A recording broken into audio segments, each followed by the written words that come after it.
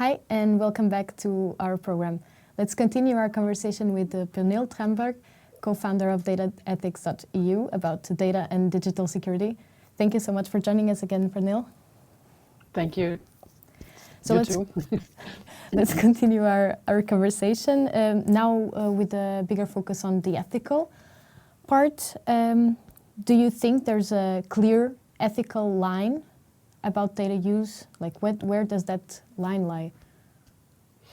Well, of course it is individual when we talk ethics, but if you just always ask yourself, would I want my children's data to be treated in this way? If you can say yes, then you can probably treat other people's data in that way. I would say it could be a question you could ask yourself. But of course, there are a lot of measures we could put up for an ethical measurement. Mm-hmm. We have the law, and then What are your suggestions on that? So to become ethical with data, you have to, of course, comply with the law. You comply with GDPR and other data-related laws. You comply with human rights. But maybe you want to be even better and go a step further, and you can work with data ethics. And there are 4 to 5 various principles. And one principle is always to put the human at the center. If you want to start a data process in a company or in your municipality, you have to ask yourself, is this the benefit? Who will benefit mainly from this? Is it me making money, or is it the individuals, the citizen? And that always have to be the citizen.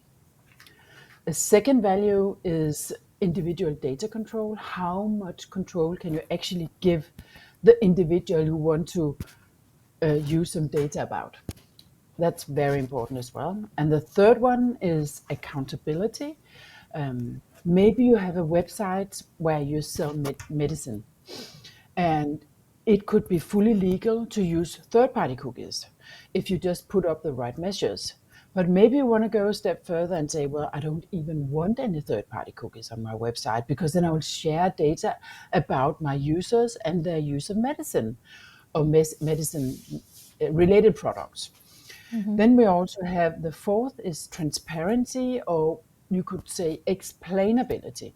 So if you have an algorithm deciding whether to give out a loan in a bank or not, you have to be able to explain your customers, why did you get a yes or a no to getting a loan?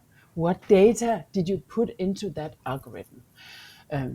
So that's very important, explainability. We have seen examples where women couldn't get a loan, but their husbands could get a loan, even though the women made more money, because the data was discriminating women.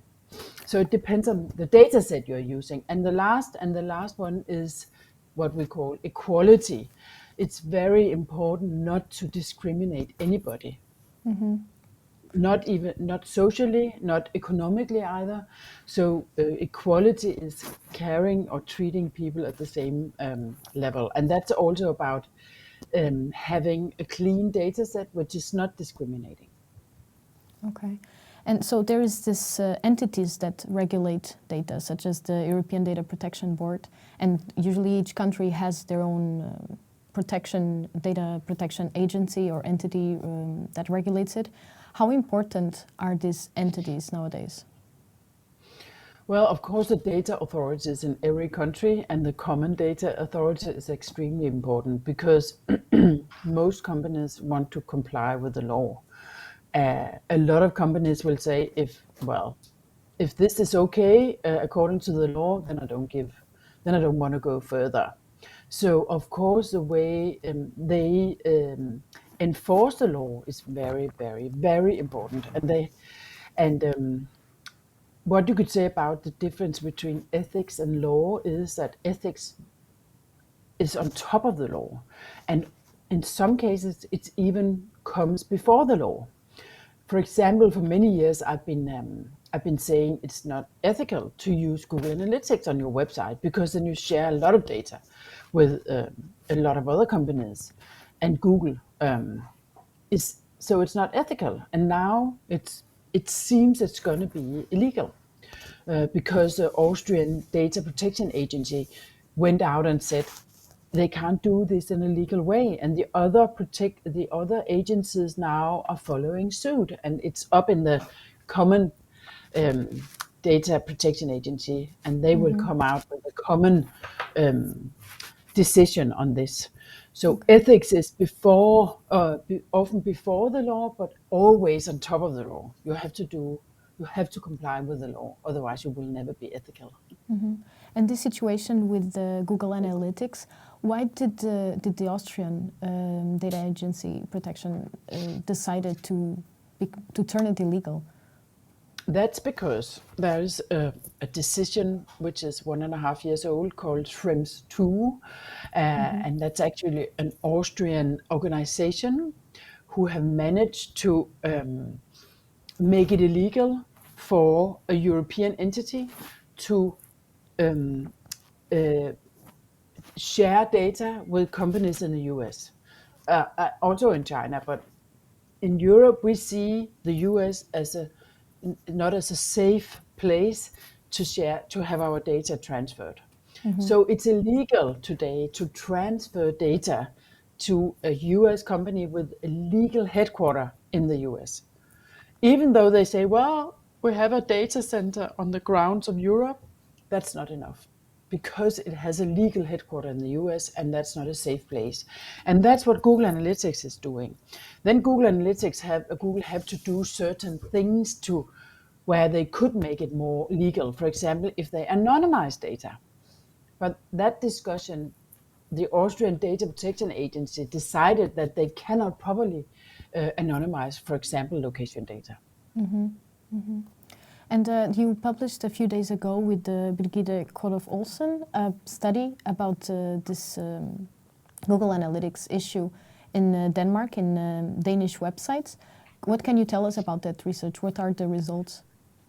Well, we just decided to check all the public Danish websites, also the publicly funded websites, state websites and municipalities and NGOs and media and education sites to see who were using Google Analytics. And that was after this Austrian decision. We believe it's going to be the same decision all over Europe because it's based on the same laws.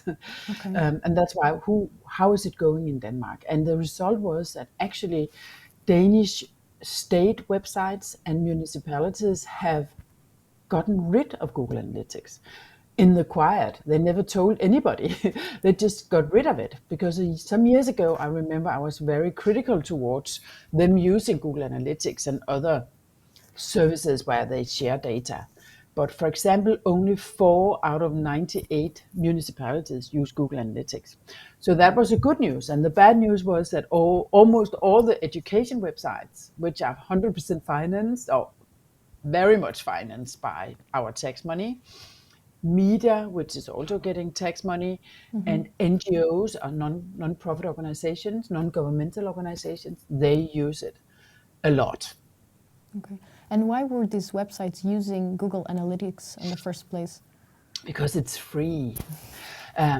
If you go back 7 or 8 years, then the Danish Business Authority would travel around Denmark together with Google and introduce Google Analytics and other Google services to businesses and individuals and say, wow, these tools are really cool and they're free. And that was before the authorities realized what free means. But it is a very good tool. Google Analytics is a very, very good tool. But you don't know the price you're paying.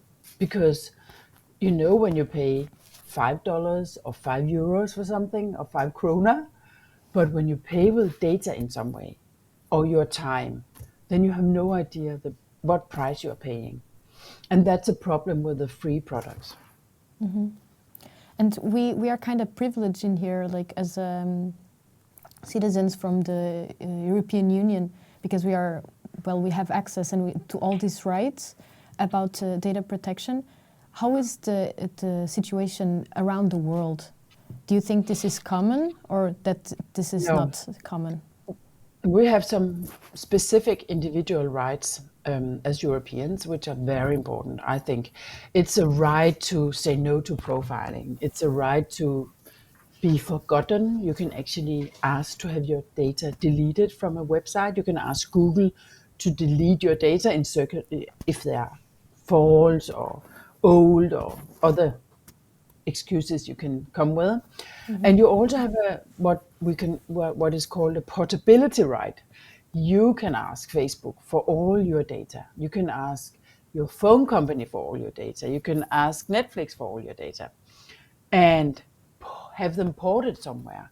You can, for example, port your supermarket data to a service called Spenderlog here in Denmark.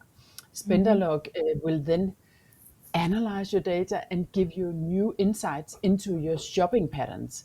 Do you actually buy all that organic products you think you're buying? Are you buying a lot of red wine or what? And so you can get new insights from your data. You can also port your data from your supermarket into your own personal data bank, which is some of the very new things happening now in Europe, where you can store your data. And then you can decide, okay, some of these data can be used to personalize data in a website, for example. If you want your bookstore to give you personalized recommendations, maybe they want to see your Netflix data, or they want an analysis of your Facebook data, so they can develop a media profile, and you can give them access to the media profile and not access to your Netflix data. So that is the perspectives of this right to portability, which is very, very interesting, which is going to change a lot. And there are new laws coming up from the EU, which will regulate these companies, helping you to take control of your own data. They're called personal data sharing intermediaries. They will be regulated so they cannot cheat you in a way. So they can help you as a bank helps you with the money. And they're also heavily regulated, right? Okay. And what other measures do you think that should be done, should become a law regarding data protection? We have to look a lot at artificial intelligence and use of algorithms. Where should we use data to make predictions, and where shouldn't we? There is a new AI law coming up, which is going to regulate some of it. For example, they would demand that you have extreme transparency about your algorithm. That would be a good thing. Some cities in Europe, like Amsterdam and Helsinki, they have public AI registers where you as a citizen can go and look up an algorithm used in the public sector and see what data they're using. That's also a very good way of having transparency. But we also need to discuss how far will we go. For example, I don't believe that we should make any predictions on children, apart from maybe rare diseases, if that's important. We do that already if you have a risk of getting a rare disease. But we shouldn't make any predictions on children whether will they get an education, will they end up on welfare, on the dole, will they end up getting money from the welfare state, will they get sick when they are 22, will they get a job, and all these things you can use data to, and with a with a probability, maybe 80% probability, they will end up in that direction. Because then you put people into boxes. That's what you're doing with algorithms. You're putting us into boxes and saying, you just lost your job. You might be unemployed for a very long time. And do you feel like the content that they share with that person, like how they select the content that that person has access, can actually influence that person's life in the long run? Yeah. For example, in Denmark, if you lose your job, then they will ask you to answer some questions, which will be put into an algorithm, and then they will say, is there a high likability for you to be unemployed for a long time? I think, do you really want to know that? if you are enthusiastic about going out to get a new job and an algorithm tells you that there's a 90% likability that you will never get a job, then you might end up, it's like going to, you know, these astrologers and, you know, these old women who would sit with a crystal ball and tell you about the future. We also direct ourselves in that direction if we are told, oh, data is telling you this and this. So we have to decide, what do we want to use predictions for and what won't we use predictions for in our society, because we have a welfare society and we also have a right to get a second chance. So if you make a mistake, you might end up in an algorithm where you will be there forever. But you have to be able to break patterns and get on a new route. And us, as I mentioned, we are really privileged. We have all these rights. Which countries could you point out that are a bit behind about this? Would the United States and China be the top ones? No, no. I think states in the United States, like California, are very far. They have a very good law in California, local laws. But in general, on a state level in the US, they are not very protective. I don't think so. Not compared to the US, to the EU, and China. They seem to be protective, but you know, the Chinese government want to control everybody, so they have access to everything, I guess. But I see Canada as a really cool country going in that direction, and Japan as well are also living up to a lot of the regulations that we have in Europe. But of course, Europe, we are not the leader in new technology, but we are the leader in regulation. And that's very important. And how is Denmark in this image? I think we are a bit too slow and listening too much to the US. We should look much more to Germany and France and Brussels, where, like, for example, for 10 years or even 15 years, the French have been very critical towards GAFA, Google, Amazon, Facebook, and Apple. GAFAM, Microsoft in the end as well. They have been very critical towards it.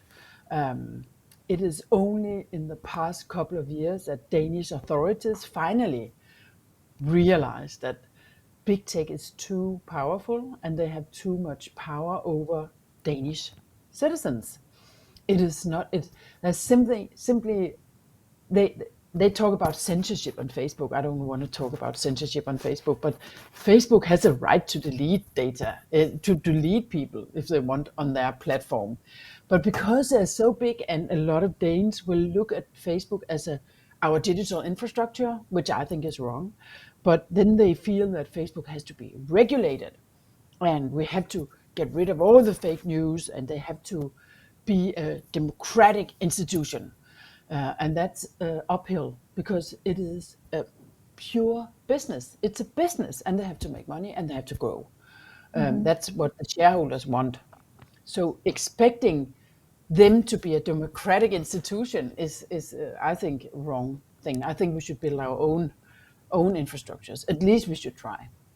And now that we are talking about governments and specific countries, how do you feel about these governments and countries having access to data that they can use to, I don't know, to facial recognition and targeting and surveilling? Like how is this ethically possible to be done? Because in this way, these governments and countries can choose by themselves what they consider a threat or not. Like they choose who to surveil.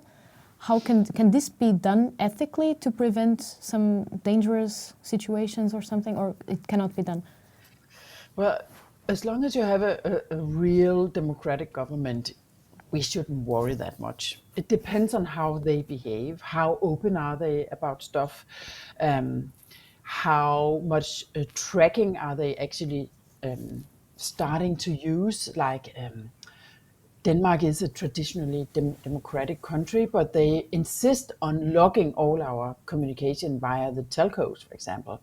And that in that way, they lose a little trust all the time. So I think it depends on how you trust your government. I actually would trust my government in Denmark a very, very long way. But of course, we shouldn't have a China. We shouldn't have a government who are totally surveilling us constantly.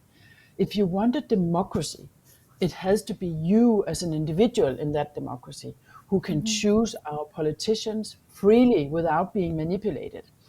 And it's freedom for us not to be surveilled. So that balance has to be found by the government because, and I think especially in Denmark, I think that we're tipping a little too much towards China. We have a Minister of Justice saying that surveillance is freedom. And it's not, it's the total opposite. But of course, governments have to be able to have a police force which can actually get access to some of our data if we are under suspicion. If they have a warrant, they should be able to get access and stop the criminals and stop terrorism. So that's a balance as a government. Each democratic government has to find that balance. And it is still okay in many ways, I think.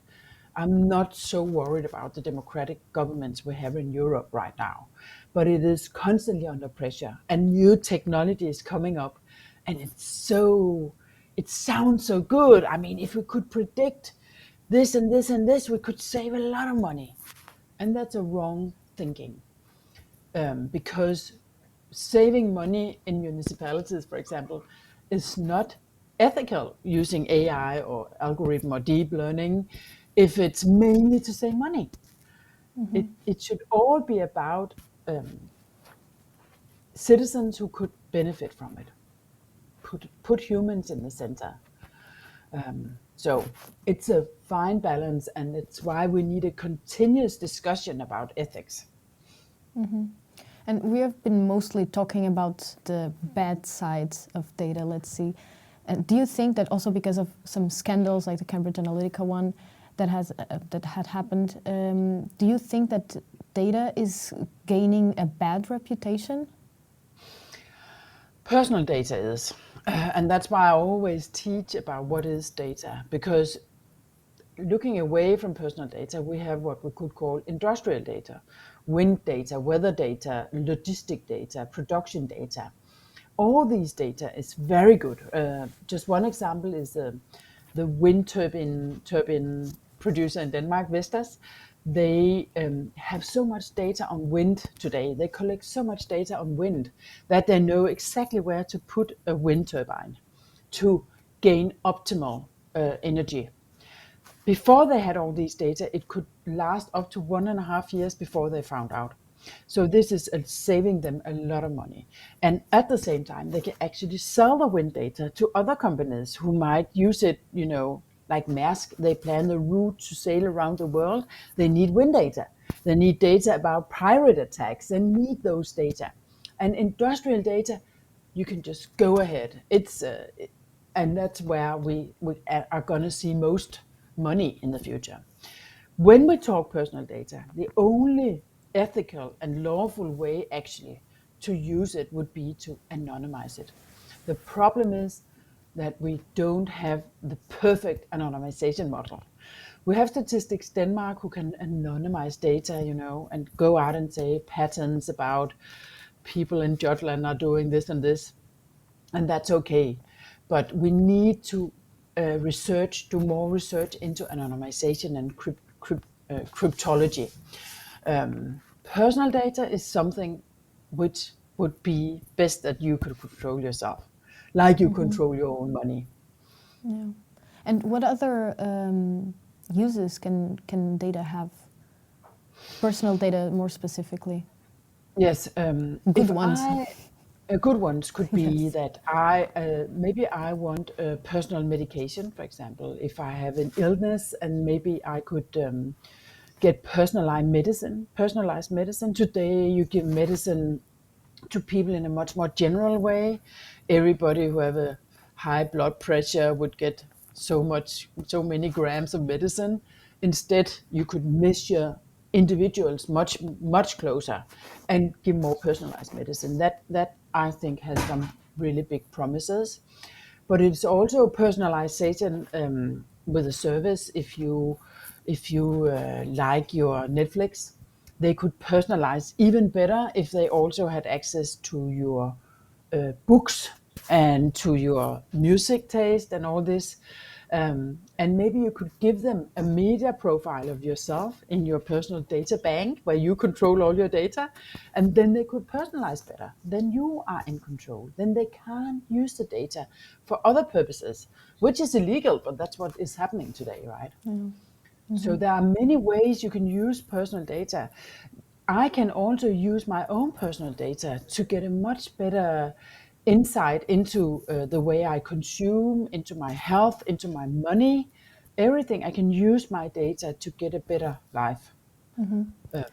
So basically the message is that it's just important that people understand what's for and how they can secure it, but in general for people to not fear the use of data. Thank you so much, Pernille. Okay. Sorry, you can still add. Okay, I just want to say, not fear. It depends on who is behind the data. What's the power behind the data? Is it the Danish government? Is it a Danish company which is really good? Is it a company which has a bad record? Always look behind who is in control of this. That's where you can make your judgment. Perfect. Thank you so much for your input on this subject, Pernille, and thank you so much for joining us today. You're welcome. And thank you for staying with us. See you next time.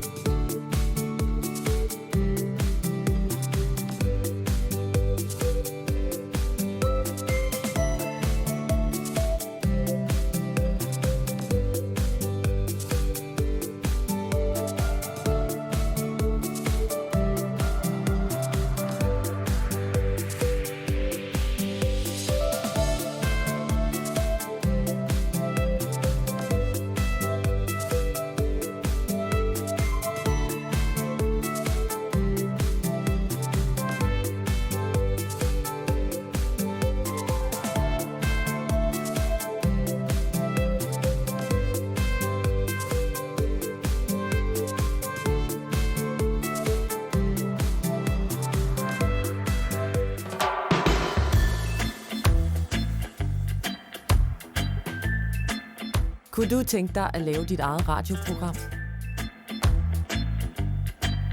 Kunne du tænke dig at lave dit eget radioprogram?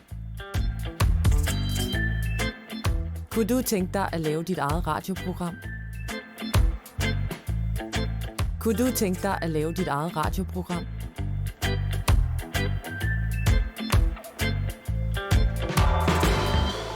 Bliv frivillig radiovært i Radiohuset Aarhus.